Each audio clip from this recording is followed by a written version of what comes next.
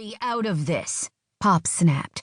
This has nothing to do with her, and everything to do with you and your future. And if you actually want a future, a chance to make something of your life, then you're going to take this and go. He paused. Don't look back, Jacob. You know this is what you need to do. Her stomach clenched, and she felt like her breakfast was about to make a reappearance. What was she supposed to do? What were they talking about? What was Jake lying about? Take the money and go, Pop said. Oh, God. Pops was paying Jake to go away. How? Why? The little voice in her head kept telling her to move, to go confront the two of them, but she couldn't move, was almost paralyzed where she stood. And just when she thought she'd go mad, Jake stormed out of Pops's office, walking right toward her, only he didn't see her. He was looking at the ground, and it wasn't until he bumped right into her that they both seemed to snap out of their inner thoughts. Mallory? He cried, seemingly horrified at seeing her there. What? I thought you were gone. Her throat burned and she took a step back.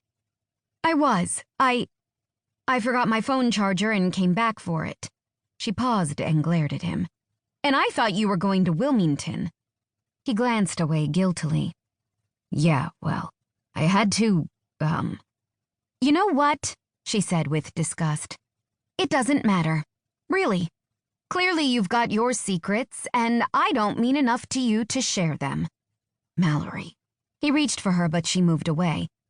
It's better this way, she said, hating how her voice shook. Now I finally know where I stand. Taking another step back, she gave him one last look. I think under these circumstances, it would be best if we just called this what it was. A summer fling. Nothing serious, right? Mallory, just give me a minute to explain. But she couldn't listen, didn't want to. She had to leave, now. Now before she broke down and made even more of a fool out of herself than she had all summer long. I need to go. Then she was running down the hall and out the front door. She heard Pops call her name as she ran by his office, but she didn't stop. Down the porch steps and across the gravel driveway, she didn't stop. Even when she got in the car, she quickly started it, threw it in gear, and sped away. This time she didn't look back at the big plantation house. This really was goodbye. And maybe forever. The next morning. I expected more from you than to have you run away like that. It was pointless to argue. Mallory had expected more from herself, too. I know, she replied softly. You heard a small portion of a conversation and reacted rather than getting the facts. Are you willing to sit and listen to them now? She nodded. Mallory? Oh, right. Pops couldn't see her nod through the phone. I am. Jake didn't get his financial aid for school, and he didn't want to burden his parents with helping him. I offered, and he accepted. Pops explained in his usual no-nonsense way.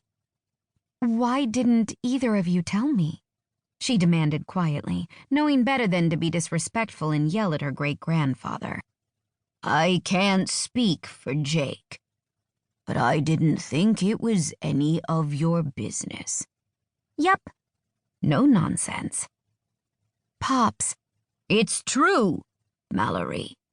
If you had known there was an issue with Jake's tuition, are you telling me you wouldn't have tried to change his mind about going so far away for school? Well, you would, he said before she could answer. I know how close the two of you were all summer, and if you would have asked, Jake would have caved and done what you wanted to make you happy. Was it wrong that she saw it as a good thing, rather than a bad one? You and I both know it would have been wrong, Mallory, he said, as if reading her mind.